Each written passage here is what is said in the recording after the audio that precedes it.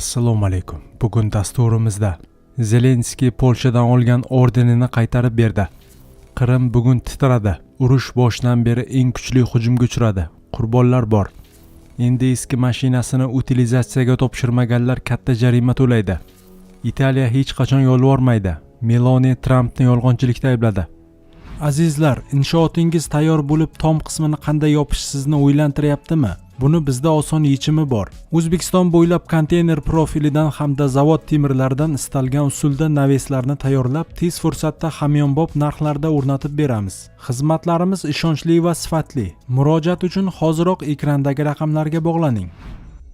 Zelenskiy Polshadan olgan ordenini qaytarib berdi. Ukraina prezidenti Vladimir Zelenskiy Oq burgut ordenini pochta orqali Polsha prezidenti Karol Navrotskiyga qaytarib yubordi. Bu haqda siyosatchi o'zining Telegram kanalida ma'lum qildi. Navrotskiy ukrainalik hamkasbini mamlakatning eng oliy davlat mukofoti Oq burgut ordenidan mahrum qilgandi. Bunga Zelenskiyning Ukraina qurolli kuchlari maxsus bo'linmalaridan biriga UPA qahramonlari nomini bergani sabab bo'lgan. Ukraina prezidenti o'zining Telegram kanalida pochta orqali jo'natgan mukofot suratini e'lon qilib, buni tasdiqlovchi kvitantsiyani ham ko'rsatgan.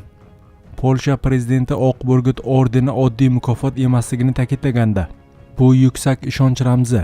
U Polsha davlati bilan alohida bog'liqlikni va xalqqa bo'lgan minnatdorlikni anglatadi. Bunday ramz nafaqat xizmatlarni, balki jamiyatimizning poydevorini tashkil etuvchi qadriyatlarga hurmatni ham talab etadi.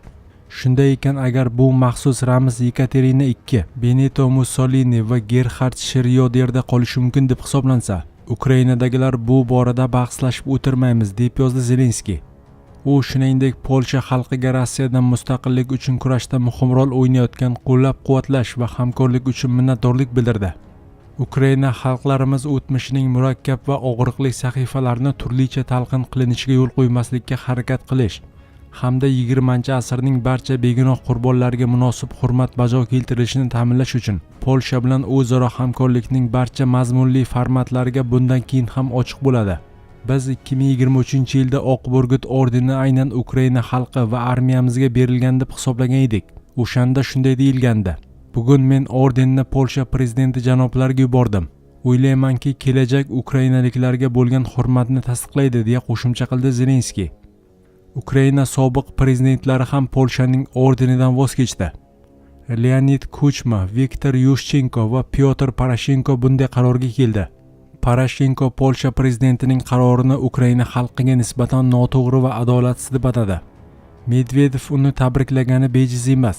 Kreml har doim Ukraina va Polsha o'rtasidagi birlikni zaiflashtiradigan har qanday qadamni olqishlaydi, dedi Poroshenko. 1997-yilda Oq burgut ordeni bilan taqdirlangan Leonid Kuchma ham mukofotdan voz kechishini aytdi. U Ukraina va Polsha o'rtasidagi ittifoqchilik munosabatlari saqlanib qolishiga ishonishini ta'kidladi. Viktor Yushchenko ham norozilik belgisi sifatida mukofotni rad etgan. Bayonotda orden ozodlik uchun juda yuqori narx to'layotgan Ukraina xalqiga hurmat belgisi bo'lgani ta'kidlangan. Qrim bugun titradi. Urush boshidan beri eng kuchli hujumga uchradi. Qurbonlar bor. 21-iyun o'tar kechasi Qrim yarimoroli urush boshlanganidan beri eng keng ko'lamli dron hujumlaridan biriga uchradi. Portlashlar deyarli butun yarimorol bo'ylab eshitildi. Eng kuchli hujum Kerch shahriga to'g'ri keldi. U yerda neft baza va boshqa obyektlarda yong'inlar yuzaga keldi. Rossiya tomoni ma'lumotiga ko'ra, hujum oqibatida 4 kishi halok bo'lgan, yana 28 kishi jarohat olgan. Dastlabki portlashlar 20-iyun kuni kechqurun Sevastopolda qayd etildi. Keyinchalik Simferopol, Kerch, Balaklava, Feodosiya, Baxchisaroy, Jankoy, Sudak va Yevpatoriyada ham kuchli portlashlar sodir bo'ldi. Ukrainaning Atesh partizan harakati ma'lumotiga ko'ra, Fiolent hududida FPV dronlar qo'llangan va Rossiyaning ayrim mobil o't ochish guruhlari ham nishonga olingan bo'lishi mumkin. Eng kuchli hujum Kerch shahriga qaratildi.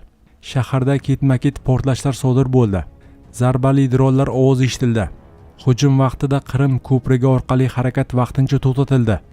Keyinroq Kerch savdo porti hududidagi neft bazaga zarba berilgani va bir nechta joyda yong'in boshlangani haqida ma'lumotlar paydo bo'ldi. Quyuq tutun shaharning bir qismini qoplab, aholi uchun nafas olishni qiyinlashtirdi. Shuningdek, hujum oqibatida Kerchdagi ko'p qavatli turar joy binolaridan biriga ham zarar yetgani ma'lum qilindi. Belogorsk shahrida ham zarba qayd etildi. U yerda kuchli yong'in yuzaga kelib, shahar ustida qora tutun ko'tarildi. Dastlabki ma'lumotlarga ko'ra, elektr podstansiyasi shikastlangan bo'lishi mumkin. Hujumdan so'ng Kerch shahri va Jankoy tumanida elektr ta'minotida uzilishlar kuzatildi. Rossiya Mudofaa vazirligi ma'lum qilishicha, tun davomida Qrim, Azov va Qora dengizlari ustida jami 239 ta Ukraina droni yo'q qilingan. Dronlar Astraxan, Belgorod, Bryansk, Kursk, Oryol, Rostov viloyatlari, Krasnodar o'lkasi, Adegiya respublikasi hamda Azov va Qora dengizlari ustida urib tushirilgan. Rossiya tomonidan tayinlangan Qrim rahbari Sergey Aksionovning ma'lum qilishicha, hujum oqibatida fuqarolar orasida qurbonlar bor. Ma'lumotlarga ko'ra 4 kishi halok bo'lgan, yana 28 kishi turli darajada jarohat olgan. Barcha jabrlanganlarga zarur yordam ko'rsatildi. Vaziyat shaxsiy nazoratim ostida, dedi Aksionov.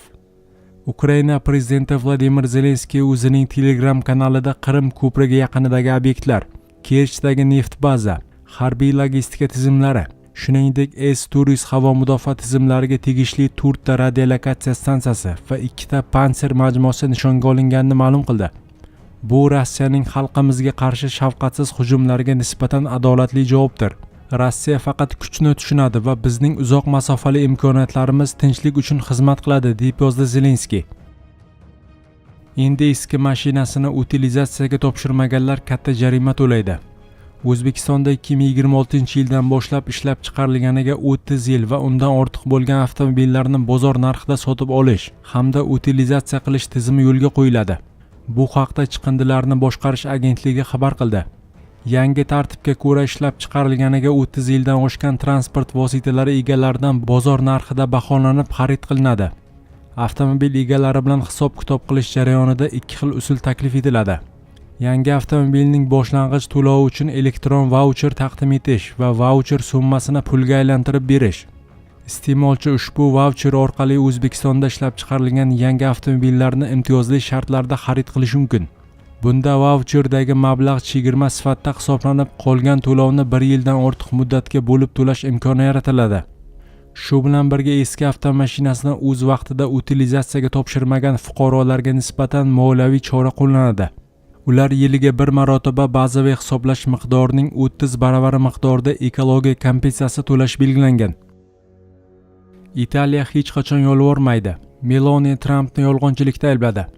Italiya bosh vaziri Giorgia Meloni 19-iyun kuni o'zining sobiq yaqin ittifoqchisi Donald Trampni yolg'on gapirishda aybladi.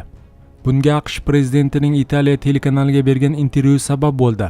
Tramp G7 sammitida Meloni u bilan suratga tushishni so'rab yolvorganini aytgan edi.